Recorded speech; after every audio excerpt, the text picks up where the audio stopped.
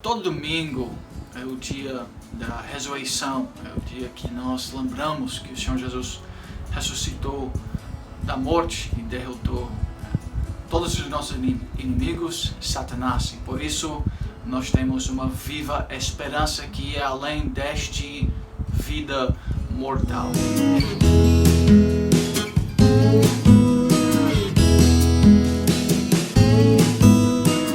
Irmãos, eu queria falar rapidamente com vocês sobre este grande tema, a ressurreição de Cristo.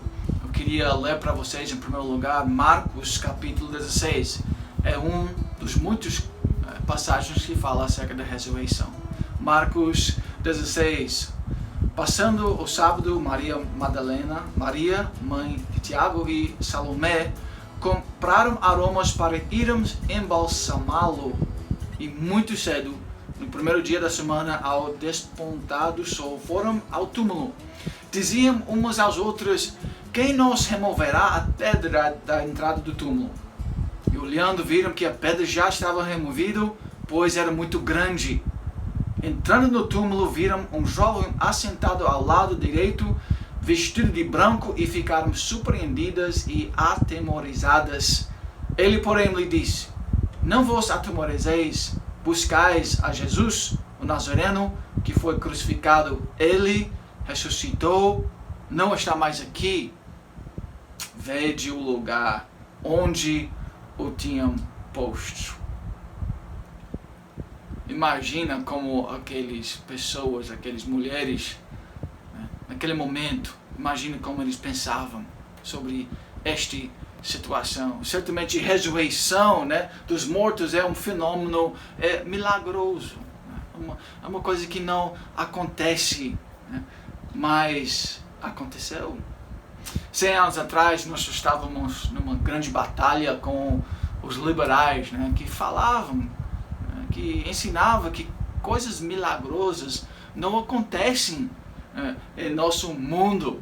Então, estes histórias são, na verdade, meramente lendas. Eles não são verdadeiros. Então, eles diziam coisas assim: vocês podem acreditar, mas, por favor, entenda que você está lidando com a área de fé, isso é sua fé privada, você está lidando com a área de esperança, mas você está lidando com mitos e sonhos, mas estas coisas não podem reinar em nosso mundo acadêmico e em termos políticos e etc. Então eles queriam empurrar Deus e a história bíblica para fora da nossa realidade. Isso tem trazido para nossas vidas um grande dificuldade, um grande problema. Imagina se nós podemos pegar o Criador e expulsar ele longe da história humana, e nós podemos retirar ele de toda a criação. Certamente é uma ideia, uma ideia muito, muito perigosa, uma ideia que é tão perigoso que isso iria tirar todo o nosso sentido da vida. Esta ideia liberal que os milagres não existem, que não acontecem, então a ressurreição não aconteceu. Eles também vão ter que dizer que a criação não aconteceu, porque a criação também é algo milagroso. Aí nós estamos totalmente perdidos como seres humanos. Mas o fato é que Jesus Cristo é mais do que um professor moral. Ele é muito mais do que meramente um Gandhi, um Buda. Ele é alguém muito diferente. E por quê? Ele ressuscitou dos mortos. Esta doutrina da ressurreição faz toda a diferença no mundo. Ele vai fazer toda a diferença em sua vida.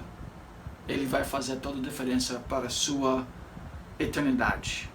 Então, irmãos, é uma doutrina maravilhosa. Eu queria refletir, além da veracidade deste fato da ressurreição de Cristo, eu queria também concluir com breve análise sobre a história bíblica. Toda a história bíblica está apontando para este grande momento da ressurreição e da vitória de Cristo. Vamos lembrar rapidamente, ali no início da palavra de Deus, a história verdadeira bíblica sobre criação, queda e aquela promessa em Gênesis 3:15 da redenção de todas as coisas, da recriação de todas as coisas. Aconteceu ali no início, esta maldição por causa do pecado. E por causa desta maldição, entendemos que a morte se tornou uma realidade bem presente ao longo da história humana. De fato, morte é um eco, ao longo da história humana, ao longo da história do Velho Testamento. É um eco bem presente e bem forte. Entretanto, há uma linha histórica que está se desenrolando ao longo dos textos e história bíblica. E é a linha histórica da redenção. Lembra Egito, lembra que está acontecendo com os reis, com Davi, o grande conquistador. Lembra todas as promessas do Velho Testamento, promessas de terra, de bênção, de shalom. E lembra que todas essas ideias e verdades, histórias maravilhosas estão antevendo um Salvador, um Redentor que no futuro iria chegar aqui. Alguém que iria restaurar as coisas da maneira como eles deveriam ser.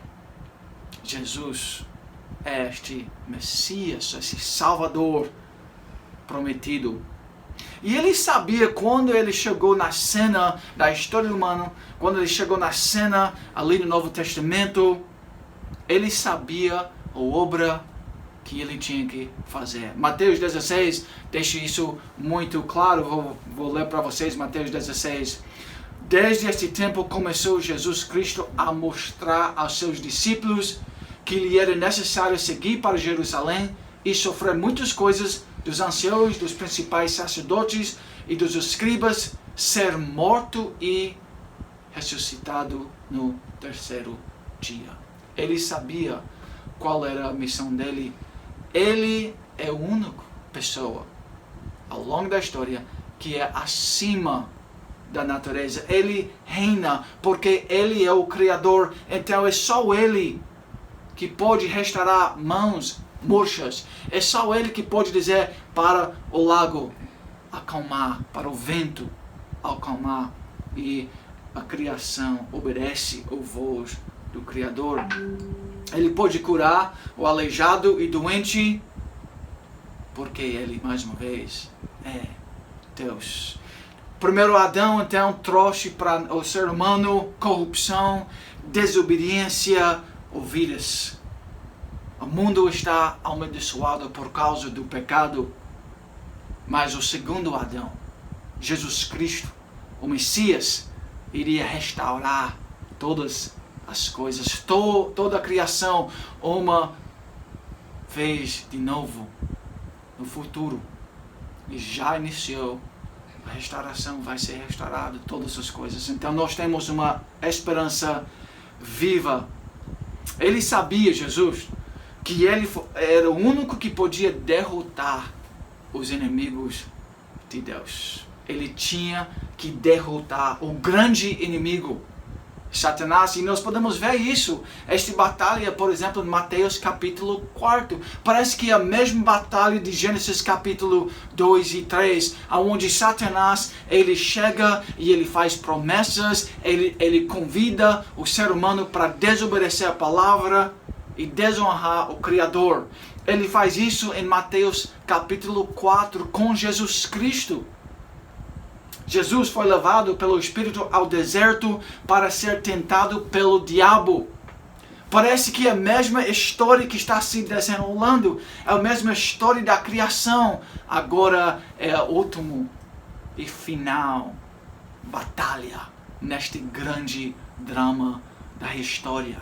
Será que o segundo Adão vai obedecer à voz de Satanás? Ou será que ele vai obedecer e ser submisso ao Pai até naquele estado terrível de fome e nudez e fraqueza tão forte?